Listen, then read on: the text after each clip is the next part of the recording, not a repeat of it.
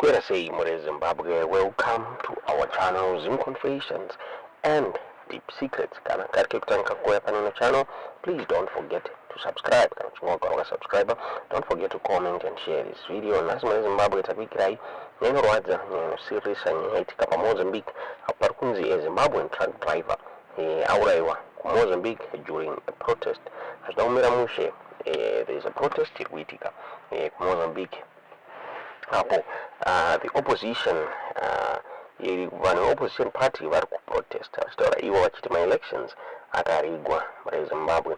Zvinomira mushe pane mareports abuda ekuti maprotesters atageta matruck drivers from Zimbabwe mushure mekunge vari kunzi vakatsamwa maMozambicans ari kuaccuse the Zimbabwean president Mnangagwa nekufacilitata the voter transportation vaziwanikwa vachisupporta the ruling party Frelimo muma-elections akabva kuitika.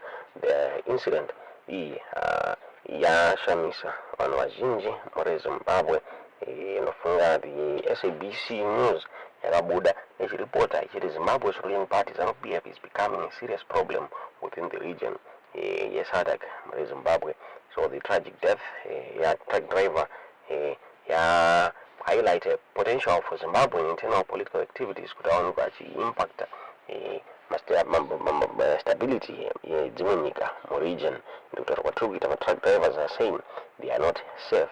Ndafunga pane video tikambokuvigirai apo truck driver aitaura achiti hazvina kumira mushe kuMozambique vachitaura takatorwa makeys nemaprotesters and hapana kwavari kupinda border ikaonekwa richivharwa muZimbabwe.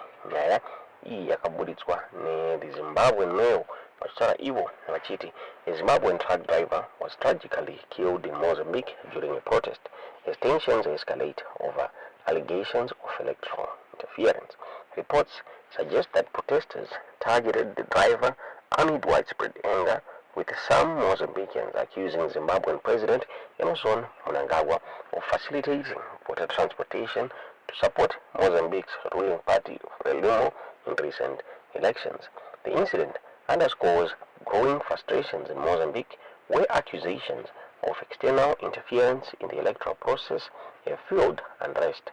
Evidence reportedly suggests that people were transported across the border to vote, sparking resentment among Mozambican citizens who feel their democratic process is being undermined. The South African Broadcasting Corporation (SABC) recently reported that Zimbabwe's ruling party ZANU-PF is becoming a serious problem within the region, adding weight to concerns that Zimbabwe's political dynamics may be affecting neighboring countries. The tragic death of the truck driver highlights the potential for Zimbabwe's internal political activities to impact regional relations and stability.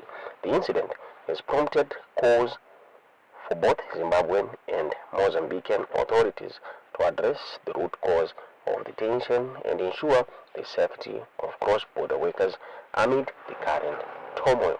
Ndonyaya yaburitswa neThe Zimbabwean Mail muZimbabwe. Tingazive kuti munoona sei nyaya iyi tudzei zvamuri kufunga pamusoro penyaya iyi mucomment section. Kutaura kwatiri kuita zvinoumira mushe Mozambique parunzi 18 vanhu vafa so far muZimbabwe. Mareports ari kuindicata kuti madeaths aya akaitika muri capital city Maputo. Zvikunzi 15 maofficials akaassaultwa by angry protesters at Rezano Garcia border between South Africa and Mozambique. Zvikunzi maofficials akatakwa akatizira kuSouth Africa for their safety nezvakonzwa South Africa iwanikwe ichivhara border muZimbabwe.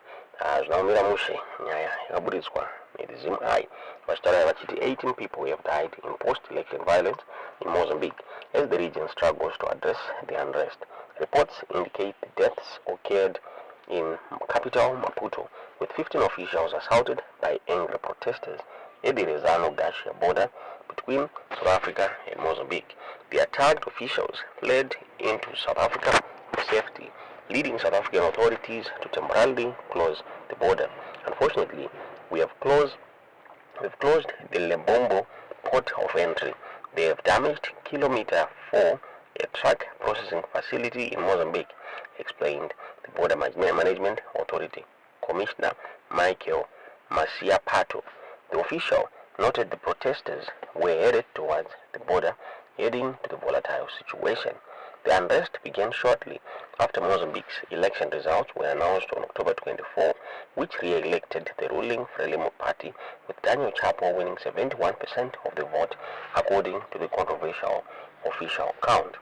Violent protests in Maputo and across the country have sparked clashes, leading Mozambican Defense Minister Cristóvão Chume to threaten a military crackdown on protesters, condemning the arrest as an effort to undermine democratically established power.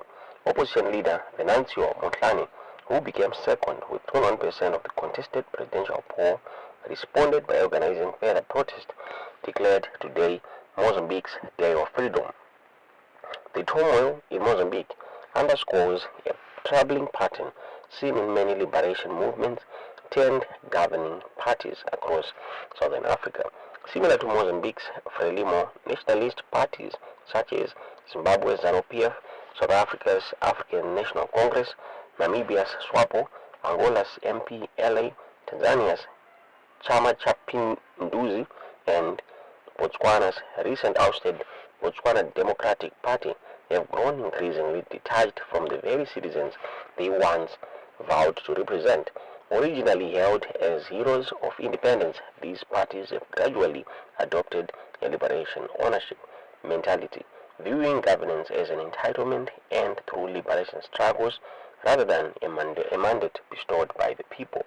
This mentality fosters an entrenched culture of arrogance, often manifesting as political repression, suppression of dissent, and deep-rooted corruption. In Zimbabwe, for example, ZANU-PF's liberation era legacy has led to decades of political and economic decay, with the party frequently using state machinery to silence opposition. Similarly, the ANC in South Africa has faced growing criticism for failing to address issues of inequality, while allegations of corruption and factionalism within the party erode public trust. Namibia's SWAPO and Angola's MPLA have also faced backlash for undermining democratic processes to consolidate their power, maintaining a grip on resources that has stifled development and fostered inequality. The situation in Mozambique reflects this regional trend. Frelimo's response to protest, with the threat of military force, reveals a disregard for democratic accountability and a willingness to suppress citizen expression.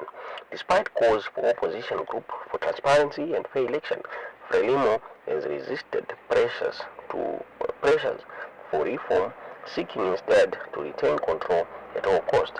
This approach is a common denominator among liberation-era parties that increasingly view themselves as invulnerable to change, even as public discontent rises. Today's developments on the Mozambique-South Africa border serve as a reminder of the challenges facing Southern African nations as they grapple with post-liberation politics. The region's liberation movement have transformed into entrenched political dynasties, often at odds with democratic ideals they once claimed to champion. As citizens across Southern Africa push for greater accountability and transparency, the future of these former liberation movements hangs in the balance, with their legitimacy eroding under the weight of unfulfilled promises and mounting public frustrations. Zimbabwe tikaziva kuti munoona sei nyaya iyi tiudzidza munofunga pamusoro penyaya iyi mu comment section.